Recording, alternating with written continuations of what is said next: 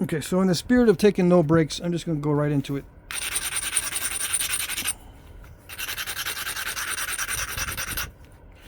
And finish it out. Nothing special. I'm just going to sharpen it. I took some time to do the stem, but I don't know. I should have looked up the Angostura before I turned the camera back on, because now I don't know if they're ground down on the sides. I can't remember. I cannot remember if they're ground down on the sides.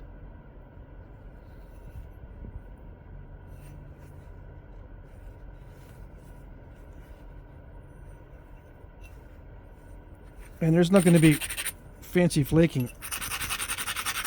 It's just going to be survival flaking on this. I got to survive it and not break it, because it is delicate chert. Okay.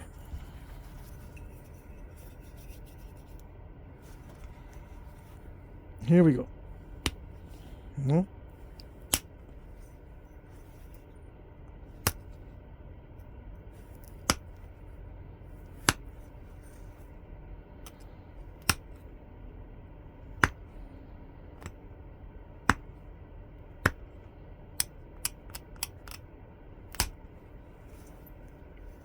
There you go.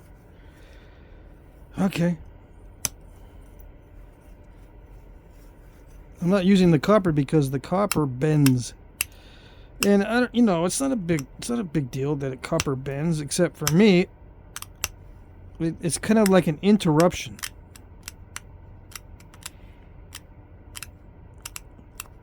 And like I said in a different video, if I get interrupted somehow externally when I'm trying to get in the zone, it bugs me. Yeah.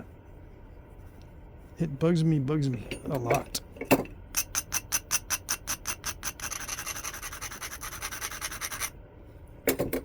Okay. Nah. Okay, that bugs me too. I'm doing everything that I should be doing, and it's still, I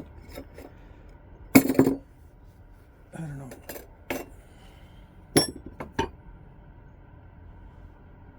What is it that I should be doing? Well, grinding the edge and using, I mean, this isn't very dimpled. This is a good little point on there. But no.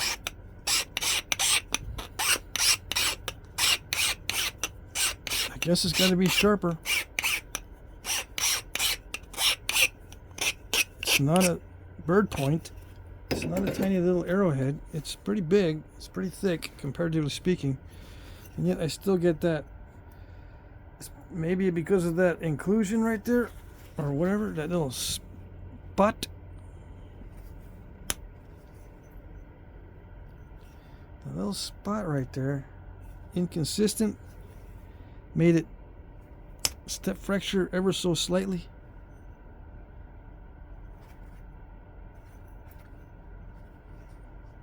I shouldn't get any step fractures on this tip because it naps very well. I'm surprised at this material.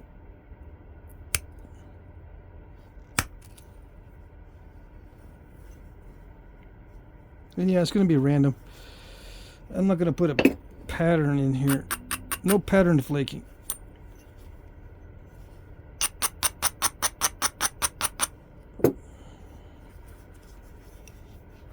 Alright, let's see.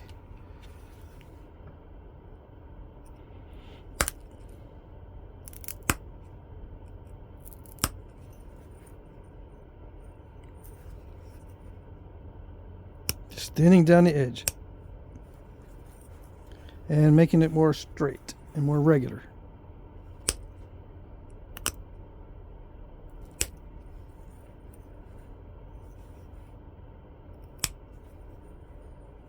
Try not to put step fractures in the edge.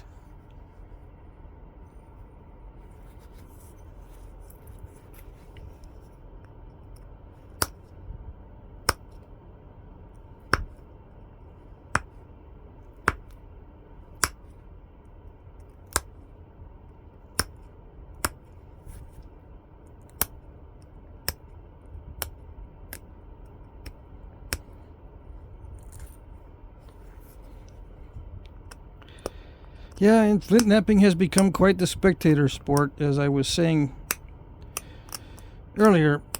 Some people just cannot stand the cringy stuff. You know, there's some cringy techniques out there that either are too risky or they don't produce good results, but nappers keep doing them. Like me, I'll keep doing something that makes people cringe or get itchy. Yeah. As a spectator sport, I'm not going to cater to you if you're a spectator sport watcher. I'm going to cater to the people who want to learn how to thin it down because they're struggling.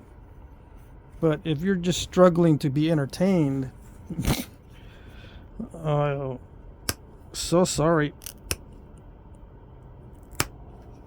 I'm not going to do it just for entertainment.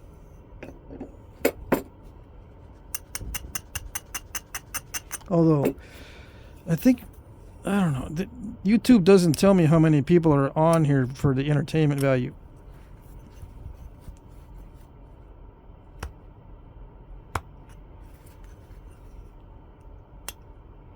That would be interesting to see.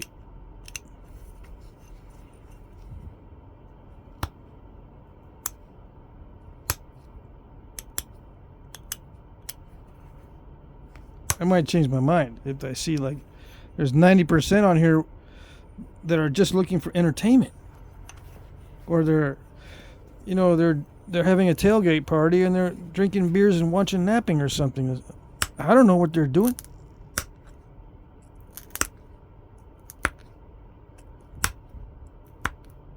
I have no idea.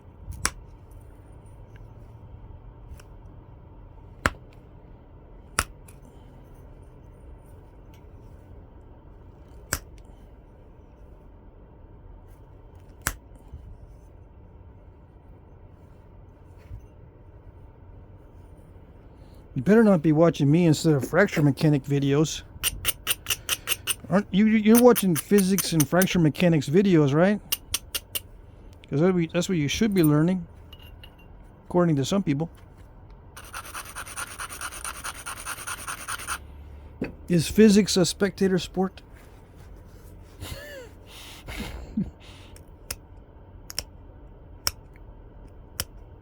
I think it is for some people. I knew physics whizzes in college. Yeah. It's the strangest thing.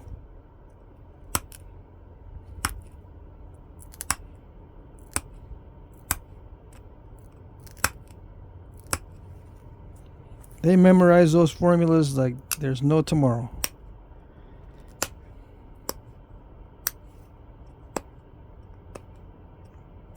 They love being in the lab testing.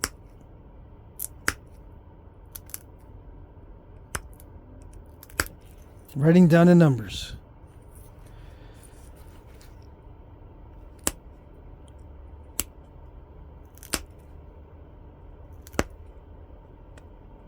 And I bet you they do watch YouTube videos on fracture mechanics.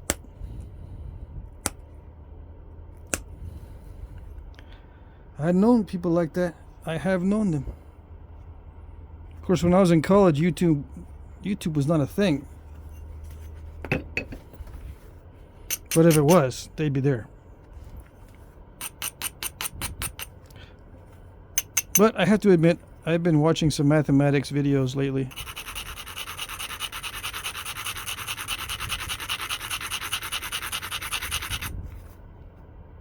Why? You might say, why? Why? Why you watch math videos?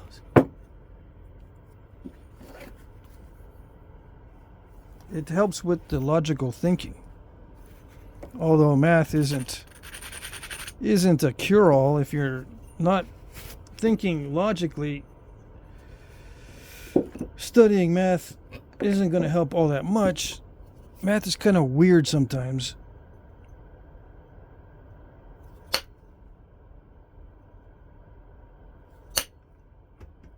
There's a lot of mathematical conveniences and techniques and shortcuts and stuff that are not really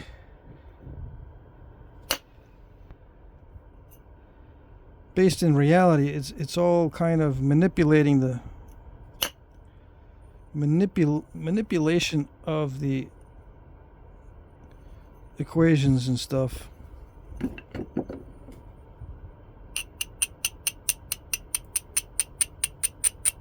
Inventing variables and ruling out variables, setting things to 0.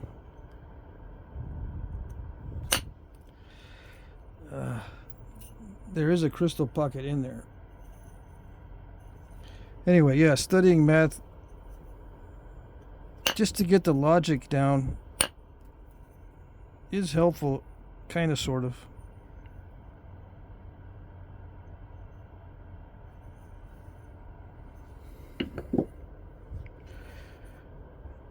Yeah, I had forgotten how many shortcuts there are in math.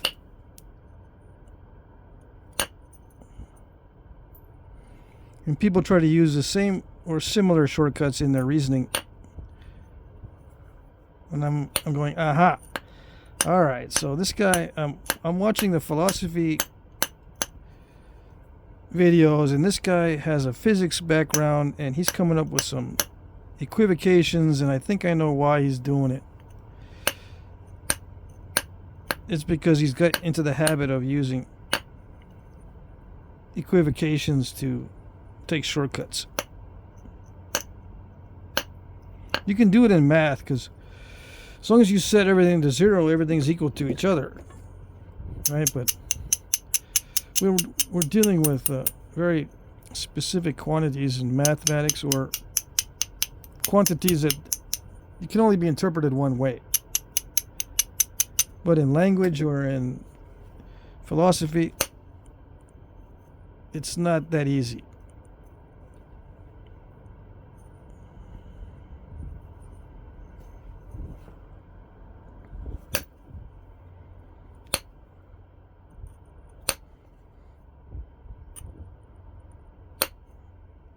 Often you got ideas and terminology that can mean more than one thing, although the differences can be very, very subtle, and so subtle sometimes that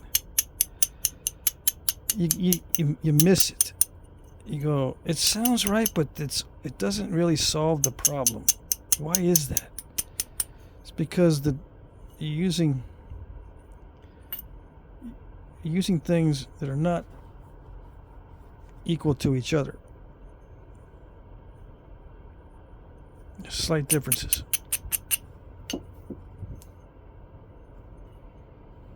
Subtle differences. It's not like a fixed quantity or a very precise, or not precise, but very definite meanings. In language, you often don't have definite meanings.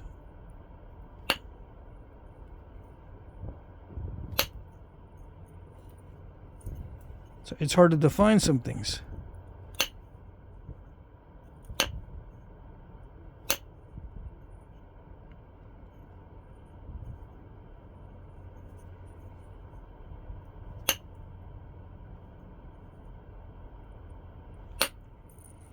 That hurt, losing some of that tip.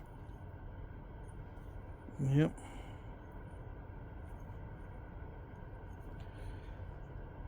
I'll clean it up here in a little bit.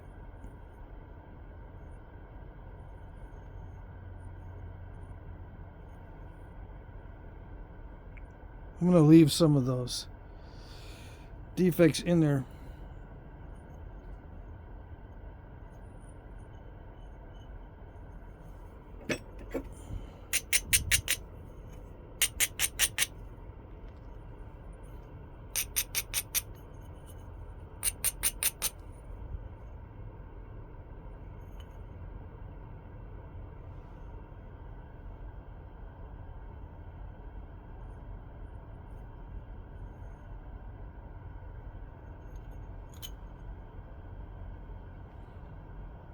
I think I should take more off of this side.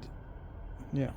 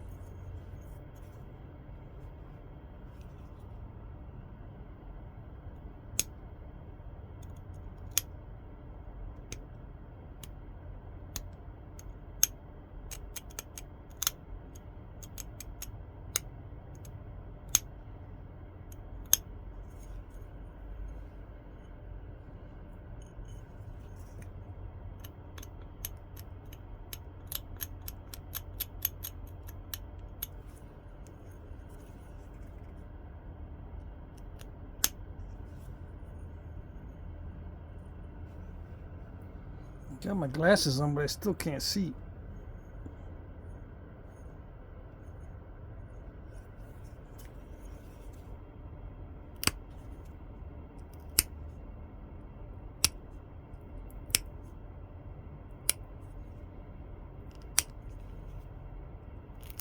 It's that pie that I ate.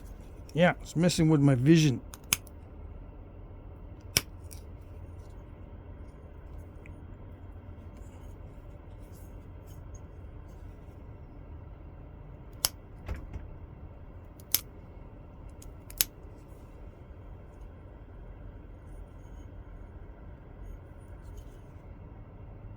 No, it's not the pie.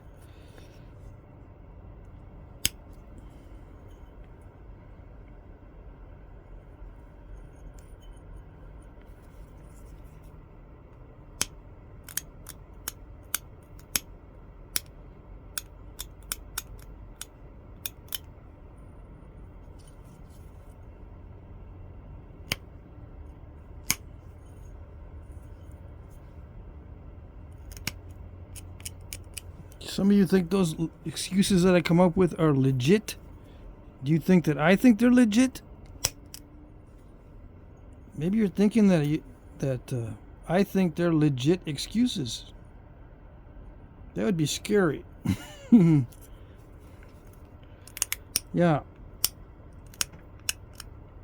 Why scary? Well, people without a sense of humor are kind of scary.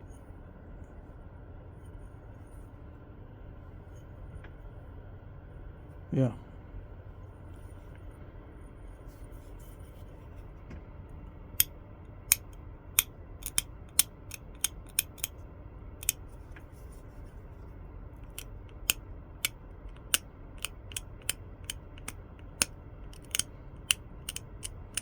It's the first sign they're not playing with a full deck.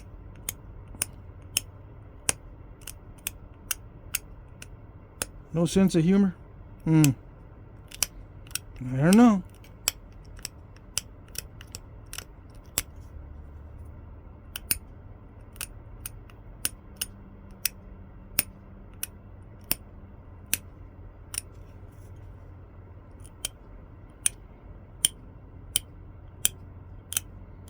What am I doing? I'm trying to get some symmetry and take my time. Yeah. I've slowed way down these days.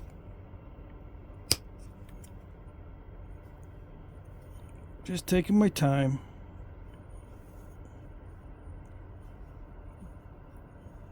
I scooped out a lot here. So I'm very tempted to start thinning other areas to compensate for that dip. But I better not.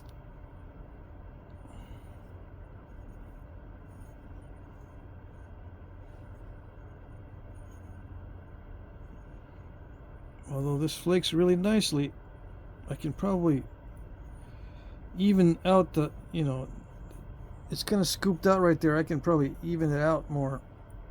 But nope, nope, nope. I'm learning. I'm learning not to do too much to it. Just leave it.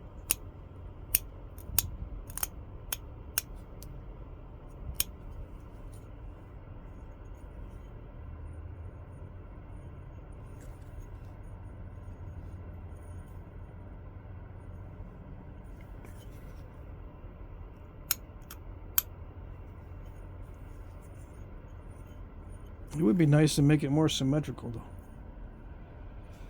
Yeah.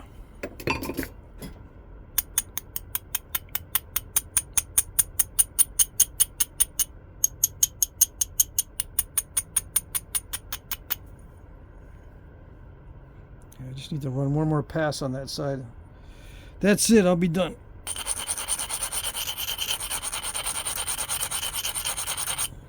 Promise.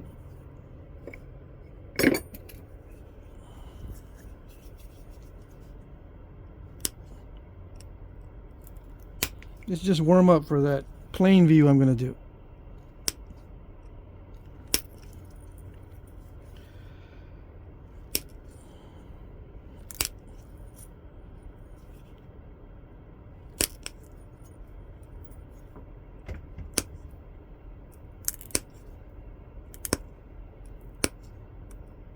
Take it.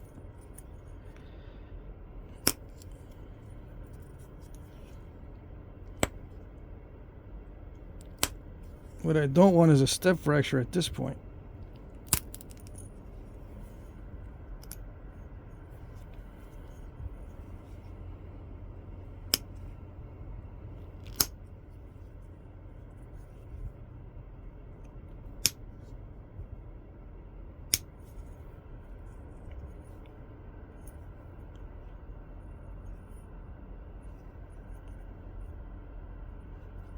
The other side's got some.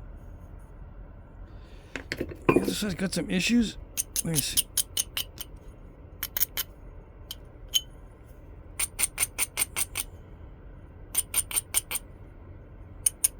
Yeah, I didn't finish off the other side. What am I doing? There's some areas I need to trim down. Yeah, just to make it more regular.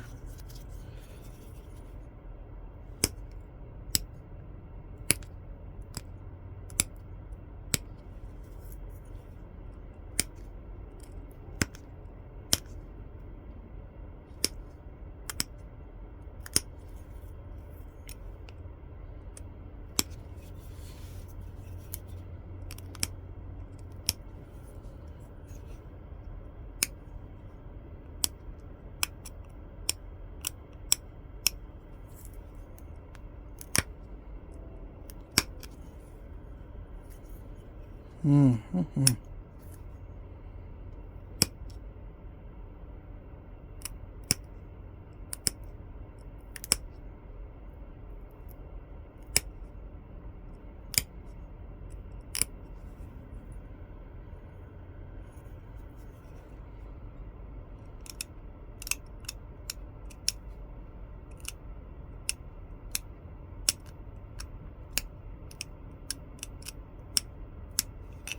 Just pick and pick and pick.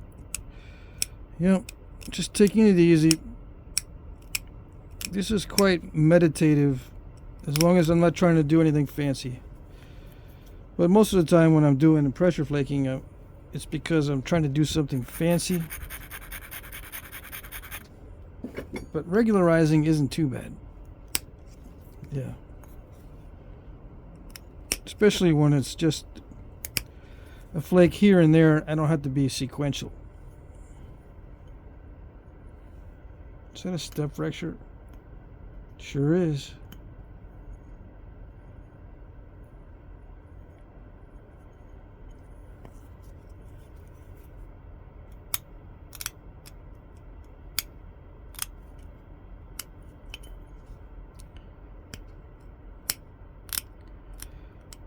Yeah, no one's gonna bug me tonight.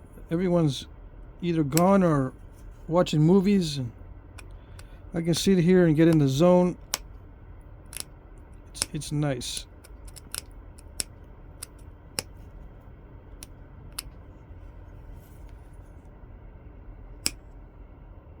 Talk a little bit of smack.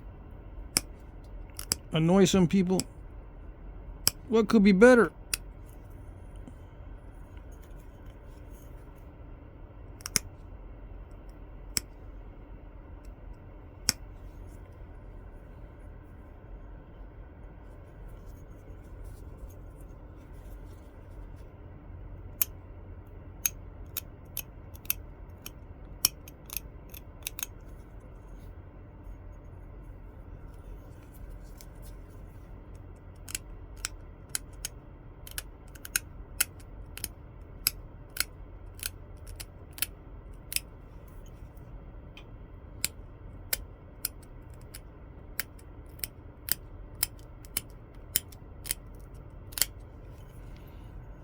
Can't remember if Angostura is supposed to be fatter up here than down here.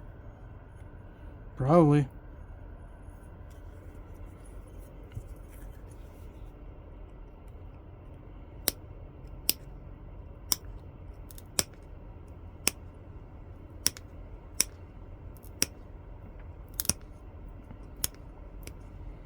It's just a lancelet.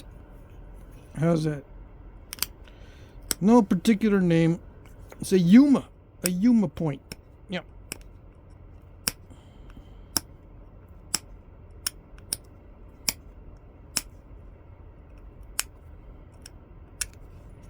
No such thing anymore. They done away with the Yumas. Dang it.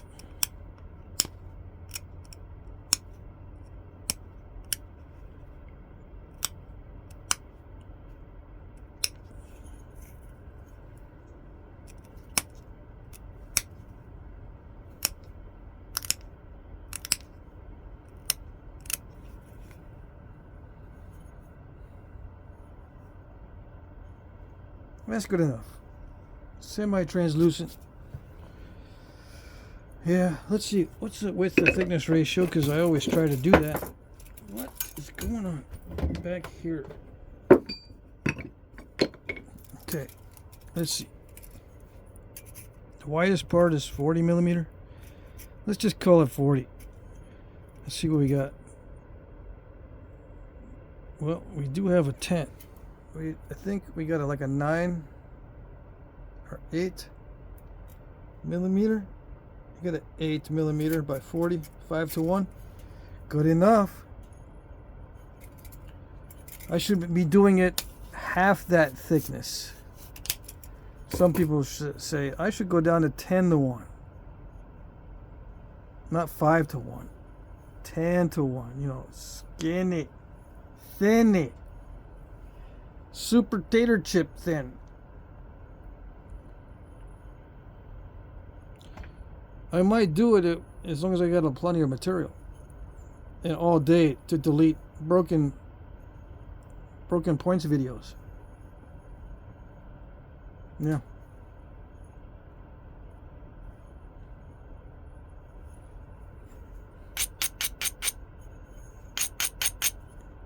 Pretty sure there's at least a little grinding on these. Pretty sure. I don't know. Okay, so there you go.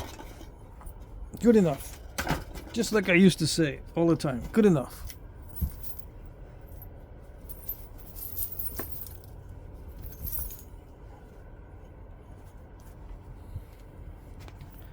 So it is a rock to point video. Rock to point Angostura, I suppose. Yep. That was actually relaxing toward the end, I gotta admit. Alright. So yeah, that's it. And my gaiters actually keep my feet warm. Not only do they keep flakes from entering my shoes, but they keep my feet warm. Awesome. Alright, there you go. That's it.